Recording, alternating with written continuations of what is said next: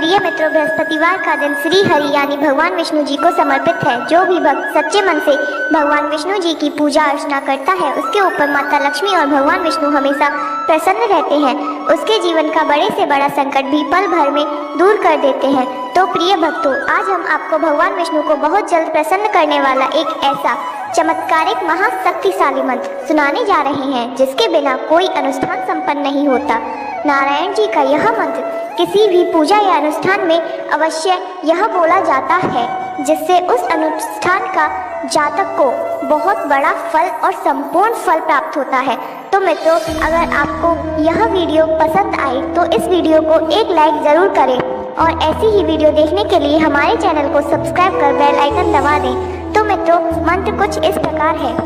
शांताकारं भुजंगशयनं पद्मानं सुरेशं विश्वाधारं गगनसदृशं मेघवर्णं शुभांगं लक्ष्मीकान्तं कमलनयनं योगिविरध्याननगण्यं वन्दे विष्णु भव्यहरं सर्वलोकैकनाथं। शांताकारं भुजंगशयनं पद्मानं सुरेशं विश्वाधारं गगनसदृशं मेघवर्णं शुभांगं लक्ष्मीकान्तं कमलनयनं योगिविरध्याननगण्यं वन्दे विष्णु भव्यहरं सर्वलोकैकनाथं। शांताकारं भुजंगशयनं पद्मानं सुरेशं विश्वाधारं गगनसदृशं मेघवर्णं शुभांगं लक्ष्मीकान्तं कमलनयनं योगिविरध्याननगण्यं वन्दे विष्णु भव्यहरं सर्वलोकैकनाथं। शांताकारं भुजंगशयनं पद्मानं सुरेशं विश्वाधारं गगनसदृशं मेघवर्णं शुभांगं लक्ष्मीकान्तं कमलनयनं योगिविरध्याननगण्यं वन्दे विष्णु भव्यहरं सर्वलोकैकनाथं। शांताकारं भुजंगशयनं पद्मानं सुरेशं विश्वाधारं गगनसदृशं मेघवर्णं शुभांगं लक्ष्मीकान्तं कमलनयनं योगिविरध्याननगण्यं वन्दे विष्णु भव्यहरं सर्वलोकैकनाथं। शांताकारं भुजंगशयनं पद्मानं सुरेशं विश्वाधारं गगनसदृशं मेघवर्णं शुभांगं लक्ष्मीकान्तं कमलनयनं योगिविरध्याननगण्यं वन्दे विष्णु भव्यहरं सर्वलोकैकनाथं। शांताकारं भुजंगशयनं पद्मानं सुरेशं विश्वाधारं गगनसदृशं मेघवर्णं शुभांगं लक्ष्मीकान्तं कमलनयनं योगिविरध्याननगण्यं वन्दे विष्णु भव्यहरं सर्वलोकैकनाथं। शांताकारं भुजंगशयनं पद्मानं सुरेशं विश्वाधारं गगनसदृशं मेघवर्णं शुभांगं लक्ष्मीकान्तं कमलनयनं योगिविरध्याननगण्यं वन्दे विष्णु भव्यहरं सर्वलोकैकनाथं। शांताकारं भुजंगशयनं पद्मानं सुरेशं विश्वाधारं गगनसदृशं मेघवर्णं शुभांगं लक्ष्मीकान्तं कमलनयनं योगिविरध्याननगण्यं वन्दे विष्णु भव्यहरं सर्वलोकैकनाथं। शांताकारं भुजंगशयनं पद्मानं सुरेशं विश्वाधारं गगनसदृशं मेघवर्णं शुभांगं लक्ष्मीकान्तं कमलनयनं योगिविरध्याननगण्यं वन्दे विष्णु भव्यहरं सर्वलोकैकनाथं। शांताकारं भुजंगशयनं पद्मानं सुरेशं विश्वाधारं गगनसदृशं मेघवर्णं शुभांगं लक्ष्मीकान्तं कमलनयनं योगिविरध्याननगण्यं वन्दे विष्णु भव्यहरं सर्वलोकैकनाथं। शांताकारं भुजंगशयनं पद्मानं सुरेशं विश्वाधारं गगनसदृशं मेघवर्णं शुभांगं लक्ष्मीकान्तं कमलनयनं योगिविरध्याननगण्यं वन्दे विष्णु भव्यहरं सर्वलोकैकनाथं। शांताकारं भुजंगशयनं पद्मानं सुरेशं विश्वाधारं गगनसदृशं मेघवर्णं शुभांगं लक्ष्मीकान्तं कमलनयनं योगिविरध्याननगण्यं वन्दे विष्णु भव्यहरं सर्वलोकैकनाथं। शांताकारं भुजंगशयनं पद्मानं सुरेशं विश्वाधारं गगनसदृशं मेघवर्णं शुभांगं लक्ष्मीकान्तं कमलनयनं योगिविरध्याननगण्यं वन्दे विष्णु भव्यहरं सर्वलोकैकनाथं। शान्ताकारं भुजङ्गशयनं पद्मानं सुरेशं विश्वाधारं गगनसदृशं मेघवर्णं शुभांगं लक्ष्मीकान्तं कमलनयनं योगिविध्याननगण्यं वन्दे विष्णु भवभयहरं सर्वलोकैकनाथं। शान्ताकारं भुजङ्गशयनं पद्मानं सुरेशं विश्वाधारं गगनसदृशं मेघवर्णं शुभांगं लक्ष्मीकान्तं कमलनयनं योगिविध्याननगण्यं वन्दे विष्णु भवभयहरं सर्वलोकैकनाथं। शान्ताकारं भुजङ्गशयनं पद्मानं सुरेशं विश्वाधारं गगनसदृशं मेघवर्णं शुभांगं लक्ष्मीकान्तं कमलनयनं योगिविध्याननगण्यं वन्दे विष्णु भवभयहरं सर्वलोकैकनाथं। शान्ताकारं भुजङ्गशयनं पद्मानं सुरेशं विश्वाधारं गगनसदृशं मेघवर्णं शुभांगं लक्ष्मीकान्तं कमलनयनं योगिविध्याननगण्यं वन्दे विष्णु भवभयहरं सर्वलोकैकनाथं। शान्ताकारं भुजङ्गशयनं पद्मानं सुरेशं विश्वाधारं गगनसदृशं मेघवर्णं शुभांगं लक्ष्मीकान्तं कमलनयनं योगिविध्याननगण्यं वन्दे विष्णु भवभयहरं सर्वलोकैकनाथं। शान्ताकारं भुजङ्गशयनं पद्मानं सुरेशं विश्वाधारं गगनसदृशं मेघवर्णं शुभांगं लक्ष्मीकान्तं कमलनयनं योगिविध्याननगण्यं वन्दे विष्णु भवभयहरं सर्वलोकैकनाथं। शान्ताकारं भुजङ्गशयनं पद्मानं सुरेशं विश्वाधारं गगनसदृशं मेघवर्णं शुभांगं लक्ष्मीकान्तं कमलनयनं योगिविध्याननगण्यं वन्दे विष्णु भवभयहरं सर्वलोकैकनाथं। शान्ताकारं भुजङ्गशयनं पद्मानं सुरेशं विश्वाधारं गगनसदृशं मेघवर्णं शुभांगं लक्ष्मीकान्तं कमलनयनं योगिविध्याननगण्यं वन्दे विष्णु भवभयहरं सर्वलोकैकनाथं। शान्ताकारं भुजङ्गशयनं पद्मानं सुरेशं विश्वाधारं गगनसदृशं मेघवर्णं शुभांगं लक्ष्मीकान्तं कमलनयनं योगिविध्याननगण्यं वन्दे विष्णु भवभयहरं सर्वलोकैकनाथं। शान्ताकारं भुजङ्गशयनं पद्मानं सुरेशं विश्वाधारं गगनसदृशं मेघवर्णं शुभांगं लक्ष्मीकान्तं कमलनयनं योगिविध्याननगण्यं वन्दे विष्णु भवभयहरं सर्वलोकैकनाथं। शान्ताकारं भुजङ्गशयनं पद्मानं सुरेशं विश्वाधारं गगनसदृशं मेघवर्णं शुभांगं लक्ष्मीकान्तं कमलनयनं योगिविध्याननगण्यं वन्दे विष्णु भवभयहरं सर्वलोकैकनाथं। शान्ताकारं भुजङ्गशयनं पद्मानं सुरेशं विश्वाधारं गगनसदृशं मेघवर्णं शुभांगं लक्ष्मीकान्तं कमलनयनं योगिविध्याननगण्यं वन्दे विष्णु भवभयहरं सर्वलोकैकनाथं। शान्ताकारं भुजङ्गशयनं पद्मानं सुरेशं विश्वाधारं गगनसदृशं मेघवर्णं शुभांगं लक्ष्मीकान्तं कमलनयनं योगिविध्याननगण्यं वन्दे विष्णु भवभयहरं सर्वलोकैकनाथं। शान्ताकारं भुजङ्गशयनं पद्मानं सुरेशं विश्वाधारं गगनसदृशं मेघवर्णं शुभांगं लक्ष्मीकान्तं कमलनयनं योगिविध्याननगण्यं वन्दे विष्णु भवभयहरं सर्वलोकैकनाथं। शान्ताकारं भुजङ्गशयनं पद्मानं सुरेशं विश्वाधारं गगनसदृशं मेघवर्णं शुभांगं लक्ष्मीकान्तं कमलनयनं योगिविध्याननगण्यं वन्दे विष्णु भवभयहरं सर्वलोकैकनाथं। शान्ताकारं भुजङ्गशयनं पद्मानं सुरेशं विश्वाधारं गगनसदृशं मेघवर्णं शुभांगं लक्ष्मीकान्तं कमलनयनं योगिविध्याननगण्यं वन्दे विष्णु भवभयहरं सर्वलोकैकनाथं। शान्ताकारं भुजङ्गशयनं पद्मानं सुरेशं विश्वाधारं गगनसदृशं मेघवर्णं शुभांगं लक्ष्मीकान्तं कमलनयनं योगिविध्याननगण्यं वन्दे विष्णु भवभयहरं सर्वलोकैकनाथं। शान्ताकारं भुजङ्गशयनं पद्मानं सुरेशं विश्वाधारं गगनसदृशं मेघवर्णं शुभांगं लक्ष्मीकान्तं कमलनयनं योगिवेर्ध्याननगण्यं वन्दे विष्णुं भवभयहरं सर्वलोकैकनाथं शान्ताकारं भुजङ्गशयनं पद्मानं सुरेशं विश्वाधारं गगनसदृशं मेघवर्णं शुभांगं लक्ष्मीकान्तं कमलनयनं योगिवेर्ध्याननगण्यं वन्दे विष्णुं भवभयहरं सर्वलोकैकनाथं शान्ताकारं भुजङ्गशयनं पद्मानं सुरेशं विश्वाधारं गगनसदृशं मेघवर्णं शुभांगं लक्ष्मीकान्तं कमलनयनं योगिवेर्ध्याननगण्यं वन्दे विष्णुं भवभयहरं सर्वलोकैकनाथं शान्ताकारं भुजङ्गशयनं पद्मानं सुरेशं विश्वाधारं गगनसदृशं मेघवर्णं शुभांगं लक्ष्मीकान्तं कमलनयनं योगिवेर्ध्याननगण्यं वन्दे विष्णुं भवभयहरं सर्वलोकैकनाथं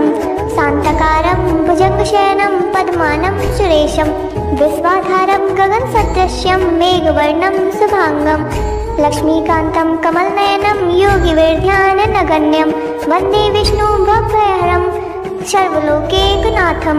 शान्ताकारं भुजङ्गशयनं पद्मानं सुरेशं विश्वाधारं गगनसदृशं मेघवर्णं शुभांगं लक्ष्मीकान्तं कमलनयनं योगिवेर्ध्याननगण्यं वन्दे विष्णुं भवभयहरं सर्वलोकैकनाथं शान्ताकारं भुजङ्गशयनं पद्मानं सुरेशं विश्वाधारं गगनसदृशं मेघवर्णं शुभांगं लक्ष्मीकान्तं कमलनयनं योगिवेर्ध्याननगण्यं वन्दे विष्णुं भवभयहरं सर्वलोकैकनाथं शान्ताकारं भुजङ्गशयनं पद्मानं सुरेशं विश्वाधारं गगनसदृशं मेघवर्णं शुभांगं लक्ष्मीकान्तं कमलनयनं योगिवेर्ध्याननगण्यं वन्दे विष्णुं भवभयहरं सर्वलोकैकनाथं शान्ताकारं भुजङ्गशयनं पद्मानं सुरेशं विश्वाधारं गगनसदृशं मेघवर्णं शुभांगं लक्ष्मीकान्तं कमलनयनं योगिवेर्ध्याननगण्यं वन्दे विष्णुं भवभयहरं सर्वलोकैकनाथं शान्ताकारं भुजङ्गशयनं पद्मानं सुरेशं विश्वाधारं गगनसदृशं मेघवर्णं शुभांगं लक्ष्मीकान्तं कमलनयनं योगिवेर्ध्याननगण्यं वन्दे विष्णुं भवभयहरं सर्वलोकैकनाथं शान्ताकारं भुजङ्गशयनं पद्मानं सुरेशं विश्वाधारं गगनसदृशं मेघवर्णं शुभांगं लक्ष्मीकान्तं कमलनयनं योगिवेर्ध्याननगण्यं वन्दे विष्णुं भवभयहरं सर्वलोकैकनाथं शान्ताकारं भुजङ्गशयनं पद्मानं सुरेशं विश्वाधारं गगनसदृशं मेघवर्णं शुभांगं लक्ष्मीकान्तं कमलनयनं योगिवेर्ध्याननगण्यं वन्दे विष्णुं भवभयहरं सर्वलोकैकनाथं शान्ताकारं भुजङ्गशयनं पद्मानं सुरेशं विश्वाधारं गगनसदृशं मेघवर्णं शुभांगं लक्ष्मीकान्तं कमलनयनं योगिवेर्ध्याननगण्यं वन्दे विष्णुं भवभयहरं सर्वलोकैकनाथं शान्ताकारं भुजङ्गशयनं पद्मानं सुरेशं विश्वाधारं गगनसदृशं मेघवर्णं शुभांगं लक्ष्मीकान्तं कमलनयनं योगिवेर्ध्याननगण्यं वन्दे विष्णुं भवभयहरं सर्वलोकैकनाथं शान्ताकारं भुजङ्गशयनं पद्मानं सुरेशं विश्वाधारं गगनसदृशं मेघवर्णं शुभांगं लक्ष्मीकान्तं कमलनयनं योगिवेर्ध्याननगण्यं वन्दे विष्णुं भवभयहरं सर्वलोकैकनाथं शान्ताकारं भुजङ्गशयनं पद्मानं सुरेशं विश्वाधारं गगनसदृशं मेघवर्णं शुभांगं लक्ष्मीकान्तं कमलनयनं योगिवेर्ध्याननगण्यं वन्दे विष्णुं भवभयहरं सर्वलोकैकनाथं शान्ताकारं भुजङ्गशयनं पद्मानं सुरेशं विश्वाधारं गगनसदृशं मेघवर्णं शुभांगं लक्ष्मीकान्तं कमलनयनं योगिवेर्ध्याननगण्यं वन्दे विष्णुं भवभयहरं सर्वलोकैकनाथं शान्ताकारं भुजङ्गशयनं पद्मानं सुरेशं विश्वाधारं गगनसदृशं मेघवर्णं शुभांगं लक्ष्मीकान्तं कमलनयनं योगिविध्याननगण्यं वन्दे विष्णुं भव्यहरं सर्वलोकैकनाथं शान्तकारं भुजङ्गशयनं पद्मानं सुरेशं विश्वाधारं गगनसदृशं मेघवर्णं शुभांगं लक्ष्मीकान्तं कमलनयनं योगिविध्याननगण्यं वन्दे विष्णुं भव्यहरं सर्वलोकैकनाथं शान्तकारं भुजङ्गशयनं पद्मानं सुरेशं विश्वाधारं गगनसदृशं मेघवर्णं शुभांगं लक्ष्मीकान्तं कमलनयनं योगिविध्याननगण्यं वन्दे विष्णुं भव्यहरं सर्वलोकैकनाथं शान्तकारं भुजङ्गशयनं पद्मानं सुरेशं विश्वाधारं गगनसदृशं मेघवर्णं शुभांगं लक्ष्मीकान्तं कमलनयनं योगिविध्याननगण्यं वन्दे विष्णुं भव्यहरं सर्वलोकैकनाथं शान्तकारं भुजङ्गशयनं पद्मानं सुरेशं विश्वाधारं गगनसदृशं मेघवर्णं शुभांगं लक्ष्मीकान्तं कमलनयनं योगिविध्याननगण्यं वन्दे विष्णुं भव्यहरं सर्वलोकैकनाथं शान्तकारं भुजङ्गशयनं पद्मानं सुरेशं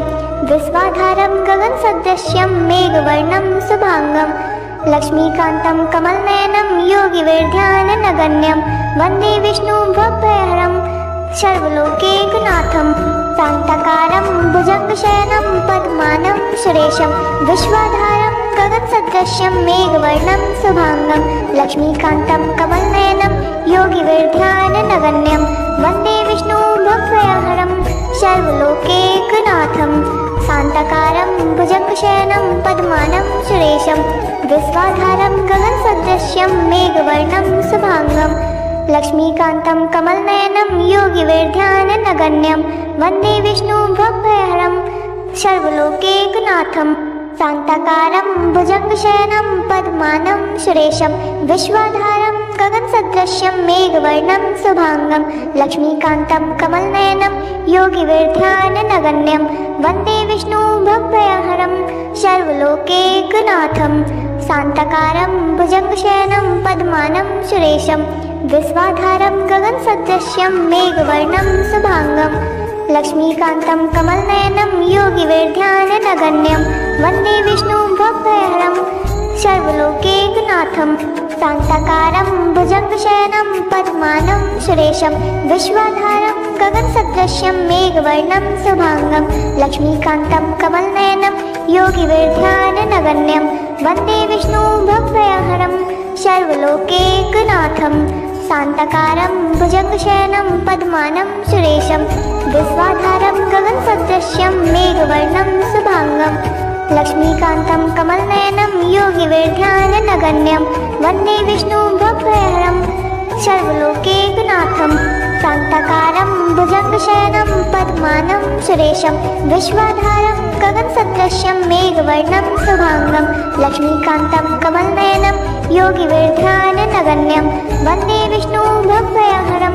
सर्वलोकैकनाथं शान्तकारं भुजङ्गशयनं पद्मानं सुरेशं विश्वाधारं गगनसदृशं मेघवर्णं शुभांगं लक्ष्मीकान्तं कमलनयनं योगिविध्याननगण्यं वन्दे विष्णुं भव्यहरं सर्वलोकैकनाथं शान्तकारं भुजङ्गशयनं पद्मानं सुरेशं विश्वाधारं गगनसदृशं मेघवर्णं शुभांगं लक्ष्मीकान्तं कमलनयनं योगिविध्याननगण्यं वन्दे विष्णुं भव्यहरं सर्वलोकैकनाथं शान्तकारं भुजङ्गशयनं पद्मानं सुरेशं विश्वाधारं गगनसदृशं मेघवर्णं शुभांगं लक्ष्मीकान्तं कमलनयनं योगिविध्याननगण्यं वन्दे विष्णुं भव्यहरं सर्वलोकैकनाथं शान्तकारं भुजङ्गशयनं पद्मानं सुरेशं विश्वाधारं गगनसदृशं मेघवर्णं शुभांगं लक्ष्मीकान्तं कमलनयनं योगिविध्याननगण्यं वन्दे विष्णुं भव्यहरं सर्वलोकैकनाथं शान्तकारं भुजङ्गशयनं पद्मानं सुरेशं विश्वाधारं गगनसदृशं मेघवर्णं शुभांगं लक्ष्मीकान्तं कमलनयनं योगिविध्याननगण्यं वन्दे विष्णुं भव्यहरं सर्वलोकैकनाथं शान्ताकारं भुजङ्गशयनं पद्मानं सुरेशं विश्वाधारं गगनसदृशं मेघवर्णं शुभांगं लक्ष्मीकान्तं कमलनयनं योगिविरध्याननगण्यं वन्दे विष्णुं भव्यहरं सर्वलोकैकनाथं शान्ताकारं भुजङ्गशयनं पद्मानं सुरेशं विश्वाधारं गगनसदृशं मेघवर्णं शुभांगं लक्ष्मीकान्तं कमलनयनं योगिविरध्याननगण्यं वन्दे विष्णुं भव्यहरं सर्वलोकैकनाथं शान्ताकारं भुजङ्गशयनं पद्मानं सुरेशं विश्वाधारं गगनसदृशं मेघवर्णं शुभांगं लक्ष्मीकान्तं कमलनयनं योगिविरध्याननगण्यं वन्दे विष्णुं भव्यहरं सर्वलोकैकनाथं शान्ताकारं भुजङ्गशयनं पद्मानं सुरेशं विश्वाधारं गगनसदृशं मेघवर्णं शुभांगं लक्ष्मीकान्तं कमलनयनं योगिविरध्याननगण्यं वन्दे विष्णुं भव्यहरं सर्वलोकैकनाथं शान्ताकारं भुजङ्गशयनं पद्मानं सुरेशं विश्वाधारं गगनसदृशं मेघवर्णं शुभांगं लक्ष्मीकान्तं कमलनयनं योगिविरध्याननगण्यं वन्दे विष्णुं भव्यहरं सर्वलोकैकनाथं शान्ताकारं भुजङ्गशयनं पद्मानं सुरेशं विश्वाधारं गगनसदृशं मेघवर्णं शुभांगं लक्ष्मीकान्तं कमलनयनं योगिविरध्याननगण्यं वन्दे विष्णुं भव्यहरं सर्वलोकैकनाथं शान्ताकारं भुजङ्गशयनं पद्मानं सुरेशं विश्वाधारं गगनसदृशं मेघवर्णं शुभांगं लक्ष्मीकान्तं कमलनयनं योगिविरध्याननगण्यं वन्दे विष्णुं भव्यहरं सर्वलोकैकनाथं शान्ताकारं भुजङ्गशयनं पद्मानं सुरेशं विश्वाधारं गगनसदृशं मेघवर्णं शुभांगं लक्ष्मीकान्तं कमलनयनं योगिविरध्याननगण्यं वन्दे विष्णुं भव्यहरं सर्वलोकैकनाथं शान्ताकारं भुजङ्गशयनं पद्मानं सुरेशं विश्वाधारं गगनसदृशं मेघवर्णं शुभांगं लक्ष्मीकान्तं कमलनयनं योगिविरध्याननगण्यं वन्दे विष्णुं भव्यहरं सर्वलोकैकनाथं शान्ताकारं भुजङ्गशयनं पद्मानं सुरेशं विश्वाधारं गगनसदृशं मेघवर्णं शुभांगं लक्ष्मीकान्तं कमलनयनं योगिविरध्याननगण्यं वन्दे विष्णुं भव्यहरं सर्वलोकैकनाथं शान्ताकारं भुजङ्गशयनं पद्मानं सुरेशं विश्वाधारं गगनसदृशं मेघवर्णं शुभांगं लक्ष्मीकान्तं कमलनयनं योगिविरध्याननगण्यं वन्दे विष्णुं भव्यहरं सर्वलोकैकनाथं शान्ताकारं भुजङ्गशयनं पद्मानं सुरेशं विश्वाधारं गगनसदृशं मेघवर्णं शुभांगं लक्ष्मीकान्तं कमलनयनं योगिविरध्याननगण्यं वन्दे विष्णुं भव्यहरं सर्वलोकैकनाथं शान्ताकारं भुजङ्गशयनं पद्मानं सुरेशं विश्वाधारं गगनसदृशं मेघवर्णं शुभांगं लक्ष्मीकान्तं कमलनयनं योगिविरध्याननगण्यं वन्दे विष्णुं भव्यहरं सर्वलोकैकनाथं शान्ताकारं भुजङ्गशयनं पद्मानं सुरेशं विश्वाधारं गगनसदृशं मेघवर्णं शुभांगं लक्ष्मीकान्तं कमलनयनं योगिविरध्याननगण्यं वन्दे विष्णुं भव्यहरं सर्वलोकैकनाथं शान्ताकारं भुजङ्गशयनं पद्मानं सुरेशं विश्वाधारं गगनसदृशं मेघवर्णं शुभांगं लक्ष्मीकान्तं कमलनयनं योगिविरध्याननगण्यं वन्दे विष्णुं भव्यहरं सर्वलोकैकनाथं शान्ताकारं भुजङ्गशयनं पद्मानं सुरेशं विश्वाधारं गगनसदृशं मेघवर्णं शुभांगं लक्ष्मीकान्तं कमलनयनं योगिविरध्याननगण्यं वन्दे विष्णुं भव्यहरं सर्वलोकैकनाथं शान्ताकारं भुजङ्गशयनं